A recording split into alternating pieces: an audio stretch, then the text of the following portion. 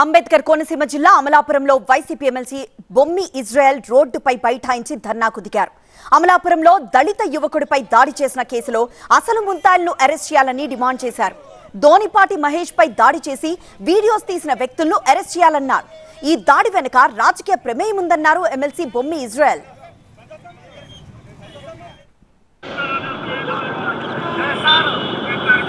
అని చెప్పిన తర్వాత కూడా వీళ్ళు విచక్షణారహితంగా కొట్టి మరి చంపే ప్రయత్నం చేశారు.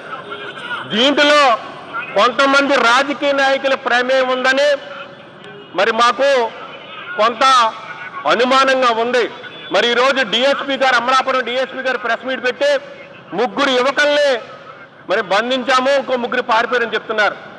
అసలైన ముద్దాయిల్ని మీరు ఎందుకు వెరిఫై చేయట్లేదని చెప్పేసి సందర్భంగా ప్రశ్నిస్తున్నాను. నిన్నగాక మొన్న 10 రోజుల కిందట 15 రోజుల కిందట అల్లవరం మండలంలో అల్లవరంలో మా యువకులు మా దళిత యువకుల మధ్యన చిన్న మనస్పర్ధ వస్తే మా దళిత యువకుల్ని యనమంటుని తీసుకొచ్చి స్టేషన్లో పెట్టి చిత్రహింసలు పెట్టి బూటు కాళ్ళతో తన్నితే మరి ఆ రోజు మేము ప్రశ్నించినప్పుడు వీళ్ళ మాఫియాలకు తయారని చెప్పినటువంటి పోలీసులు మరి రాయలసీమ ఫ్యాక్షనిజాన్ని ఇక్కడ తయారు చేసి వాళ్ళ చిత్రహింసలు పెట్టినటువంటి దళిత యువకుల చిత్రహింసలు ముద్దాయిల్ని వెంటనే మీరు ఎస్సీ ఎస్టీ డిఎస్పీ గారికి ఎందుకు అప్పు చెప్పారో సమాధానం చెప్పాలి.